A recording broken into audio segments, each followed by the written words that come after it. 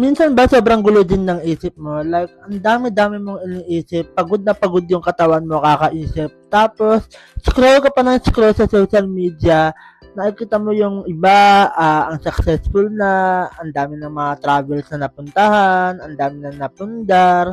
Tapos ikaw, feeling mo less ka pa din, tapos feeling mo sobrang empty mo pa din. Minsan kasi ang feeling natin, ang makakapagpasaya sa atin is yung mga tangible things like gadgets, yung pera, tapos yung mga travel na napupuntahan natin. Insert, ito yung mga earthly possessions. Minsan, ito yung gusto natin kasi feeling natin ito yung makakapagpasaya sa atin. Pero, hindi natin alam na mayroon pang mas higit doon. Ako, to be honest, I admit, nandoon pa rin ako sa stage na yon. Na nandoon pa rin ako sa part na gusto ko pa rin ng mga earthly possessions, gusto ko pa rin maging successful, yumaman, magkaroon ng financial stability and growth.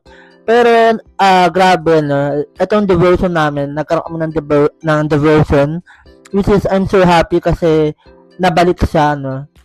Dati na kami nagaganto pero natigil lang. So, na-remind lang ako dito sa tatlong word na to. So, the first one is pray, seek, and turn. So, ito yung 3 words talaga na tumatak sa akin the whole time na nag-devotion kami.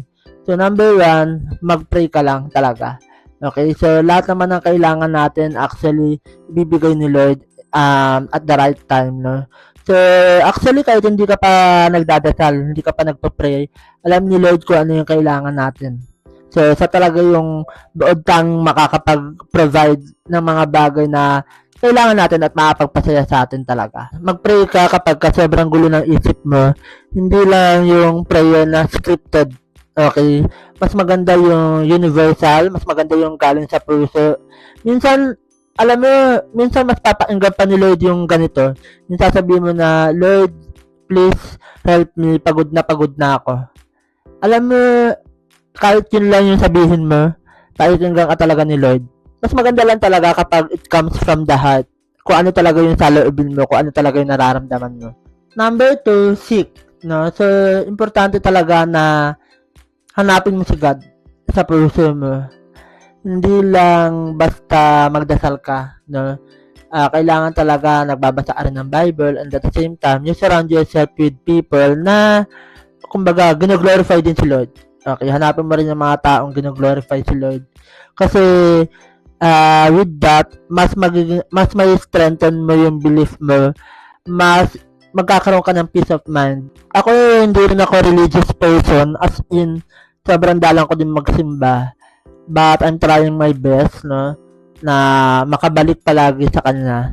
And, yun, tinatry ko din na magbasa ng Bible from time to time, kahit 1 chapter lang, o kahit maiksing verse lang talaga, para lang, masimulan, no? Then, eventually talaga, mabasa mo yung isang buong chapter, tapos, mabasa mo yung buong Bible. Yun yung pinakamaganda, yun yung pinaka-fulfilling kapag nagawa mo yun. And, last but not the least, turn. Okay, so, pag sinabing turn, lumiko ka, umikot ka. Ito yung pinaka-challenging kasi babalikan mo si God, 'di ba? Kahit anong ginagawa mo, kailangan balikan mo si God. Kahit nagkamali ka na o nagkasala ka, kailangan balikan mo si God. So, very challenging siya kasi 'di ba minsan kapag ka nagkakamali tayo, ayaw na natin lumapit sa kanya. 'Di ba? Na parang hindi natin deserve na balikan pa siya. Pero si God palagi siya naghihintay para sa atin. Na palagi na tayong i-welcome kahit nagkamali na tayo. So, yun yung goal. Palagi natin pipiliin si God kahit anong mangyari. Sobrang ganda ng sharing tonight na tatlong words lang yun. Pray, seek, and turn. Sobrang powerful na mga words na yan. Kaya kung ikaw, kung pagod ka na, kung nararamdaman mo yung pagod, kakaisip, na-anxiety ka na, o nagkakaroon ka na ng depression, try mo rin mag-pause for a while. Try mo rin mag-pause sa social media. Lumayo ka muna pansamantala. And then, try to read Bible 1 chapter at a time. O kahit nga 1 verse at a time. Sobrang malilift up ka, may enlighten ka, yung mood mo gagaan. So, yun lang. I hope na nakapag-inspire ako sa iyo today.